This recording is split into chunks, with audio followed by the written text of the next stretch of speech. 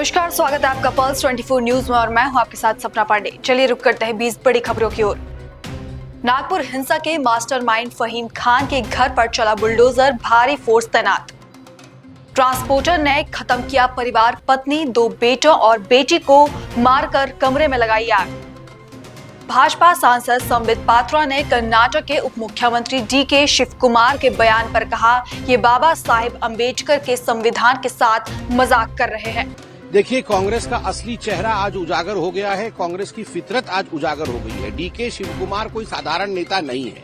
गांधी परिवार के खास नेता है डीके शिवकुमार। राहुल गांधी जी के बहुत निकट माने जाते हैं डीके शिवकुमार। डीके शिवकुमार जी ने अपने एक साक्षात्कार में स्पष्ट रूप से कहा है कि यदि मुसलमानों को आरक्षण देना पड़े और उसके लिए संविधान को भी बदलना पड़े तो हम संविधान को बदलने के लिए तैयार है। ये खिलवाड़ है संविधान के साथ, ये मजाक है।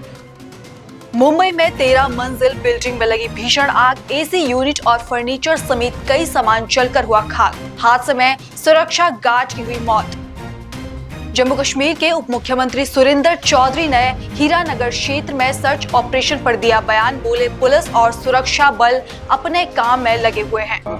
जम्मू कश्मीर एक बदलता हुआ जम्मू कश्मीर है जिसमें अमन है, शांति है और इन चीजों की कहीं पे भी जगह नहीं है और नहीं होना चाहिए था। और लेकिन है कि पुलिस सिक्योरिटी फोर्सेस लगे हुए हैं। जो लोग हैं, अगर उग्रवाद का तो कोई भी कहीं भी कोई सपोर्ट नहीं करता, तो लिहाजा पुलिस अपने काम में लगी हुई है, सिक्योरिटी फोर्सेस अपने काम में लगी हुई है। चौधरी साहब, रमजान का महीना है, पीएचई डेली वेजर्स की हड़ताल है, वाटर क्राइसिस बहुत ज्यादा है, गर्मी पड़ने लगी है। सरकार देखिए, सरकार की तरफ से एक चीज आपको क्लियर है, आप सब जानते हैं, सरकार ने कमेटी बना दी है विदाउट कोई फॉर्मेलिटीज किए बगैर। आप बताएं कैसे हो सकता है? इसलिए अब उनको भी समझना चाहिए कि भाई सरकार ईमानदारी से, क्योंकि उन्होंने कोई लास्ट बजट में नहीं, पहले ही अभी 4 महीने में सरकार को और सरकार ने एक कमेटी बना दी है। इसका मतलब यही है कि सरकार बहुत सीरियस है उनके लिए और हम चाहते हैं, क्योंकि वो लोगों के मसले बड़े जेन्युइन हैं और बड़ा उनका जो हक बनता है इसमें कोई दो राय नहीं है। लेकिन चंद लोग हैं, उन बेचारे बाकी टेलीविजनों को खराब करने की कोशिश करते हैं, उसमें सियासत करने की कोशिश करते हैं। लेकिन मैं फिर भी कहूंगा कि वो जो चंद लोग हैं, हमारे जो टेलीविजन है, उनसे खबरदार रहें, क्योंकि वो नहीं चाहते कि ये रेगुलर, वो चाहें तो कभी अब सरकार को 6 महीने तो देने चाहिए।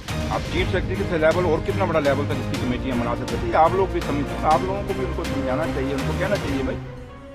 कॉमेडियन कुणाल कामरा ने अपने शो में महाराष्ट्र के डिप्टी सीएम एकनाथ शिंदे का उड़ाया मजाक। शिवसेना कार्यकर्ताओं ने कुणाल कामरा के ऑफिस पर की तोड़फोड़।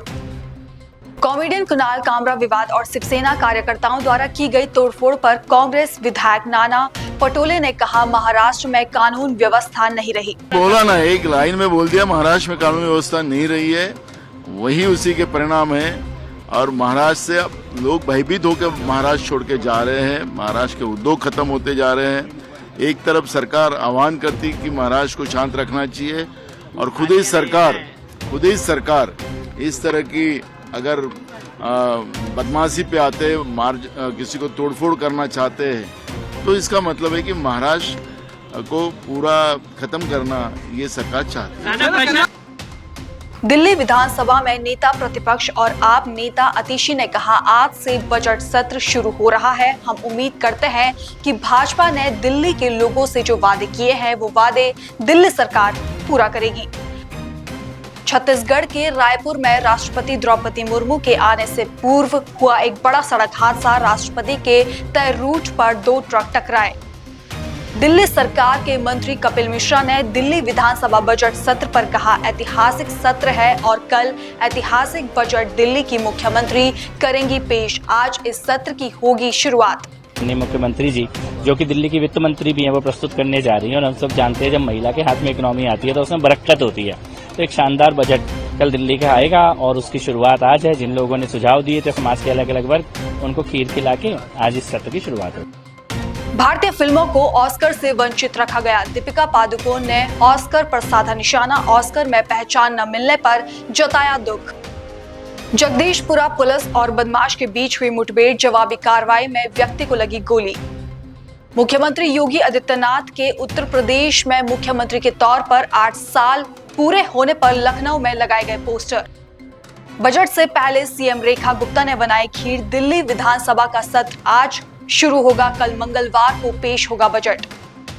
मनारा चोपड़ा अपने लेटेस्ट वीडियो के चलते हुई ट्रोल एयरलाइन पर फ्लाइट में चढ़ने नहीं देने का लगाया आरोप। This is such a cheap thrill that the flight is standing here. It's literally like 17 minutes which are still left, and these girls are literally like just talking nonsense that you cannot even let the passenger enter the flight with like everything booked from seats to every damn.